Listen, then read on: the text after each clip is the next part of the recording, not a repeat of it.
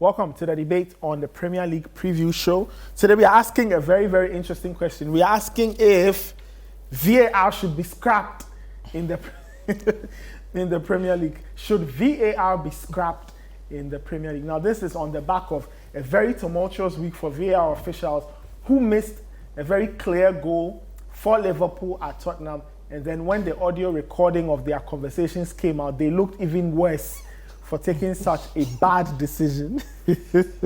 Guys, so what's it going to be? Should VAR be scrapped in the Premier League? My answer would actually surprise you based on what my allegiance is like. Okay, what's your answer? I don't think it should be scrapped. Oh. And I don't think it should be scrapped. I think it can be improved. And this is why I say this. I think VAR has corrected more wrongs than made more mistakes. Okay. That's one aspect of it. You go as far back as the England game in the World Cup where the ball crosses the line. Yeah. That's technology. Yeah. If it's there, line. That game actually could end different.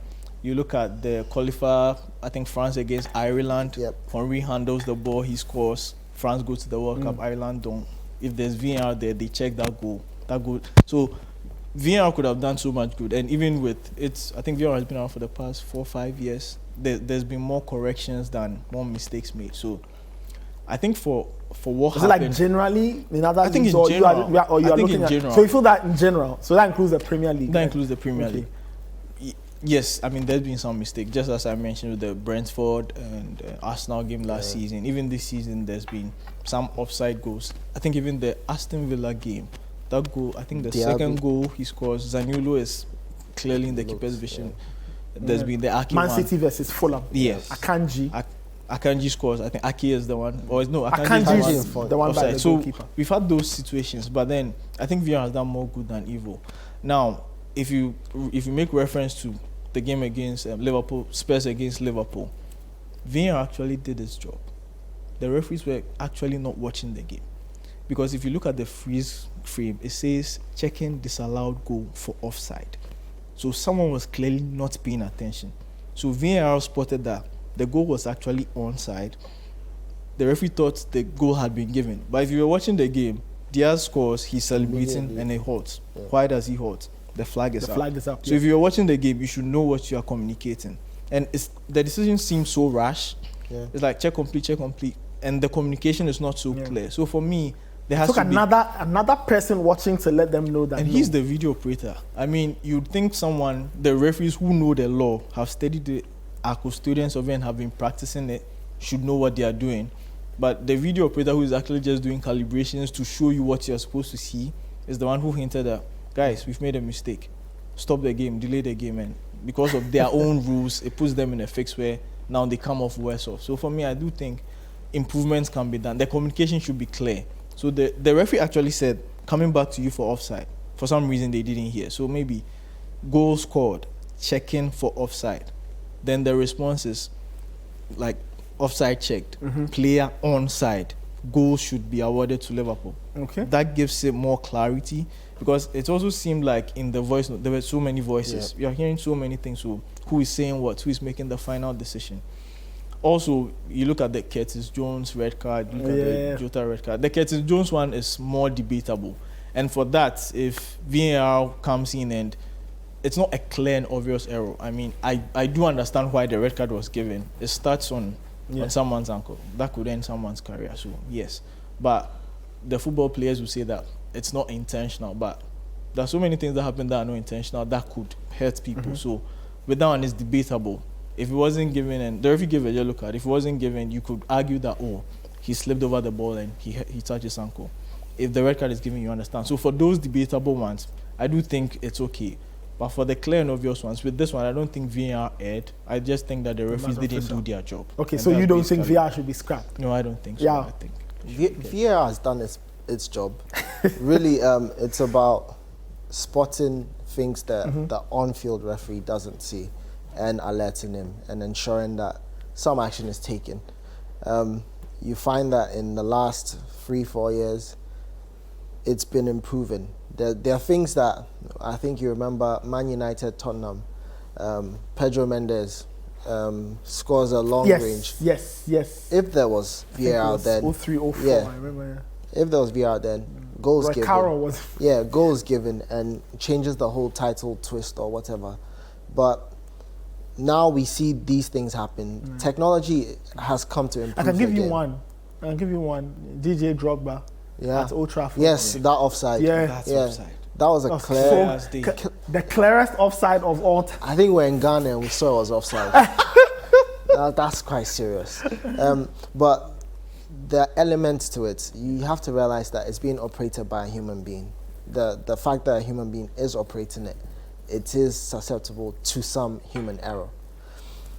That is the main part. So it's about those that are operating it having the best skills, being well equipped to give the best results of the system. And especially as it's a video assistant, the person isn't actually meant to interfere with play.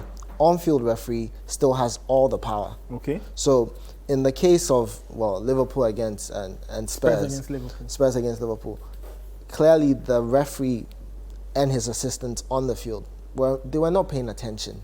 They gave something and someone has spotted something. They needed to follow it through. And it seemed that there was a bit of rush and there's so many details around the whole issue. The fact that they're coming from a UAE game, tired and what's not. These are the other issues that need to be sorted out because the system is not foolproof, but it's brought a lot of improvement. So it shouldn't be scrapped. Rather, there should be more interventions to ensure that the system is fully operational and less susceptible to the human factor. I see. You made mention of.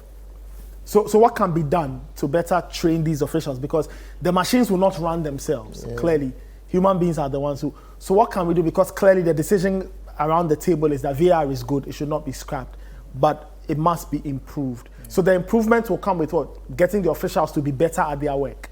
Yeah, I do think better training would help. I mean, with everything that has happened, actually, if the offsides that are used for the Champions League and FIFA is kind of semi-automated, the Premier League managers or teams voted against it. And I think there was this journalist who was referencing that if Liverpool were one of the teams that voted against it, then they should keep quiet. Yeah. But then, I mean, improvements can be done. I don't think VAR feel, as I said earlier, it's just negligence on the part of the referee. So the communication should be clearer. I think I sit on the fence when people say the whole communication between the referee and the VAR should be made public. I think FIFA has something like that in the Women's World Cup where they did that. There's some form of an explanation as to why this decision is being made, so the fans kind of understand why this decision has been taken. Okay. I think the Premier League should be more embracing of that. Also with the display of images, I don't agree with. If you look at the Curtis Jones tackle, the referee watches to the touchline and what he sees is a freeze frame. Yeah, that's not right. Yeah, so I think you should show it in real time, maybe show it in slow-mo.